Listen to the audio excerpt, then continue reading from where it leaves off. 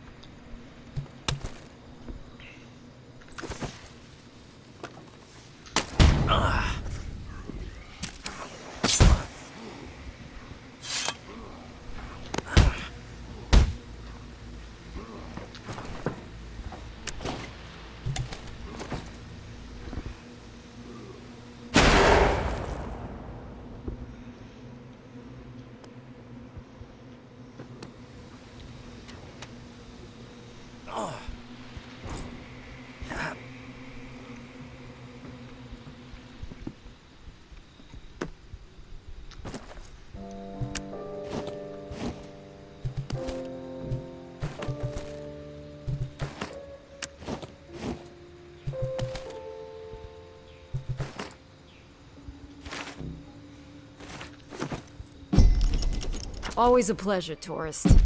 How about another order? No rush. They won't be needing it till tomorrow.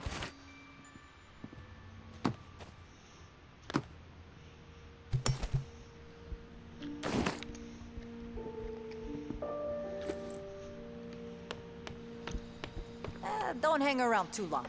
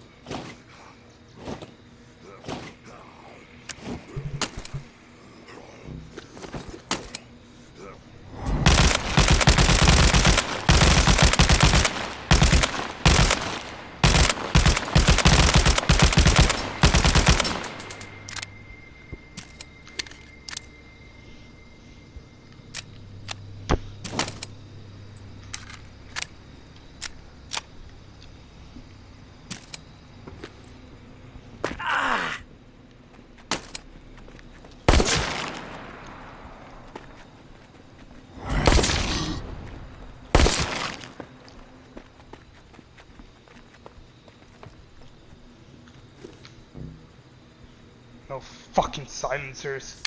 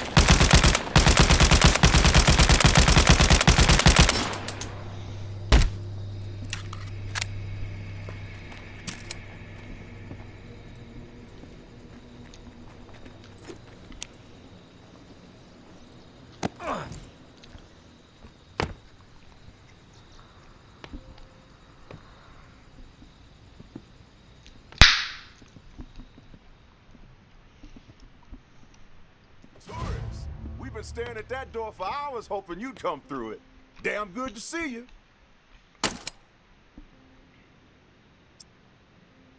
No pleasantries, Sonny. Let's just get down to business. All right, fair enough. Did you get an audience with the Padre? An audience? Dude's a priest, not royalty. Can it, Des? What did Father Carter have to say? Too much? That dude likes flapping his gums. Bottom line, he's down with the concept. He did have a few stipulations. He gave me a letter to give to you. That son of a bitch. All right, put it in the drawer.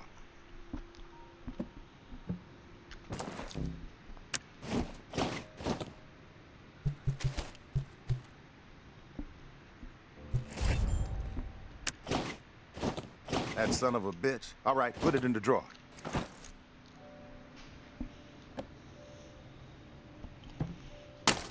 I'm gonna bust a cap in your ass right here. God, my ass. He's a wolf, this guy. Shifty, but fuck it. He can have it his way. With the preacher bringing his exiles to the table, we will have people in every corner of this city. There's a whole lot of demand out there, tourists, and everybody in NOLA's gonna know that the Pond King always delivers. It doesn't sound as cool as you think. Keep quiet, Des. I'm doing business with the tourists. You'll get your cut once the goods start Can't flowing even through give here heavy from our drops. exile friends. With everybody still dazed from the shitstorm in Old Town and the reserve fiasco, this trade network is the perfect plan at the perfect time. Supplies have never been harder to come by.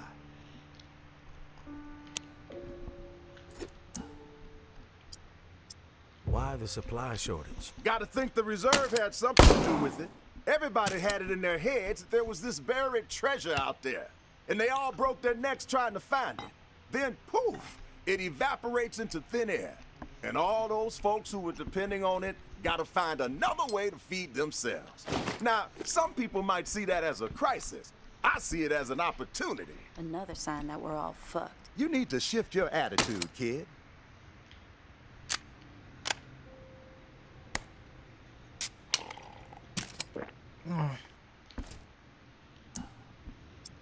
Everybody's got Old Town on the brain. Yeah, well, it was a fucked up situation. Some lunatic has figured out how to keep the bells ringing for days. What's the point of that? Slaughtering a bunch of innocent people, then making it nearly impossible to ever set foot in that stretch of NOLA ever again. Chaos like that ain't just bad for business, it's bad for living. Hope Mama gets a hold of that fucker, gives them what they deserve. I heard it was some tower guy who went rogue. Yeah, but you know what they say, Pumpkin. Truth travels slowly. The rumors have wings. You're like the only one alive who says stuff like that. Cut the shit, Des. I mean it.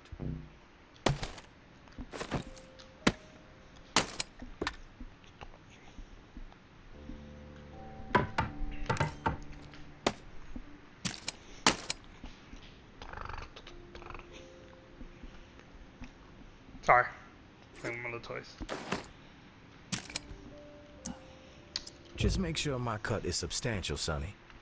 Then we won't have a problem. I'll tell you what I tell all my associates. I haven't operated this fine establishment for 28 years, through a fucking apocalypse even, by breaking my promises. You've got my word, and my word is good as solid gold. It's true. He does say that to everybody. That's enough, Des. One thing you gotta know about the exiles, they're like catfish, night feeders. So you'll need to venture out after dark to do business with them. Work that UV flashlight to find where they've set up shop. It's a whole different ballgame at night. But the exiles say it's the best time to scavenge. Less competition, lots more loot.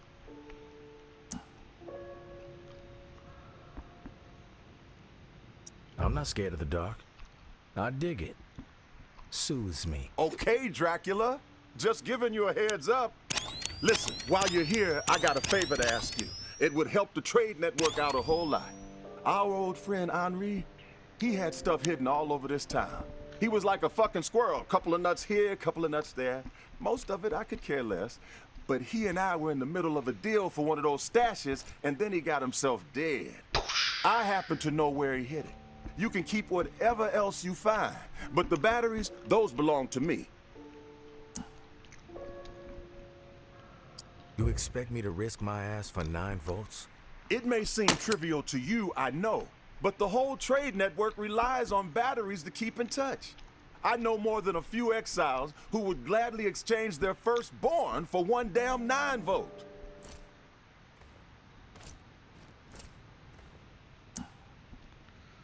Better be worth it, Sonny. My patience has limits. Believe me, I have no intention of testing it. So it sounds like we got us a deal then. The spot ain't too far from here. An old recording studio in the French Quarter. Lots of fond memories. Henri and I used to do session gigs there. Him on slide, me on bass. We even played with Slim Dog Fortune once, if you can believe that. Oh, what the fuck happened to her head? Oh, it just looks that way. You knew Slim Dog. I most certainly did. Not like Henri. Those two played together for years. But I spent enough time with the legend to know how special his talent was. Back in the day, after Slim Dog met his maker, Henri would always be boasting about how Slim Dog told him he was the best slide player he'd ever seen. Even better than Slim Dog himself. Ah. Oh man, I miss that fool Henri. And he could play, there is truth to that. But better than Slim Dog? Come on now. The cat who owned the recording studio was a lunatic, Martinique the Martian Driscoll. He was a bit on the paranoid side, thinking everyone was out to steal from him. Didn't trust us musician types as far as he could throw us out the front door. He was always switching the door code, sometimes every other day. Where do I find the code? The Martian was something of a ladies' man. Had a dalliance with a different lady every week. So he set himself up with a private suite at the Hotel Eclair. Every time he changed the door code to the studio, he'd leave it there for whoever he had coming around. You find room 212, you find the code. Room 212. Got it. One last thing. We're not gonna be keeping regular business hours from here on out. Security reasons. I'm sure you get it. We'll shout out on the radio when the doors are open, so stay tuned in. Good luck to you, tourists. Good luck to you, sir. Oh, come here, come here. Come here.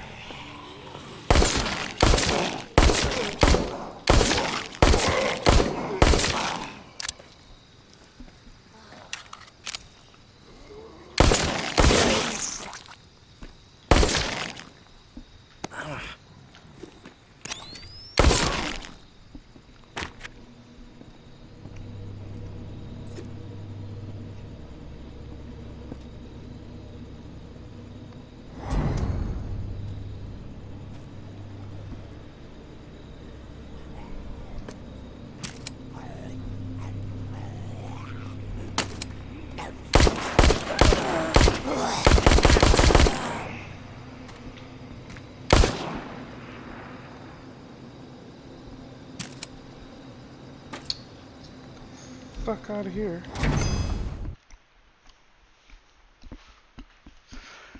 I nearly panicked. I did. So what? It's okay. It happens to the best of us.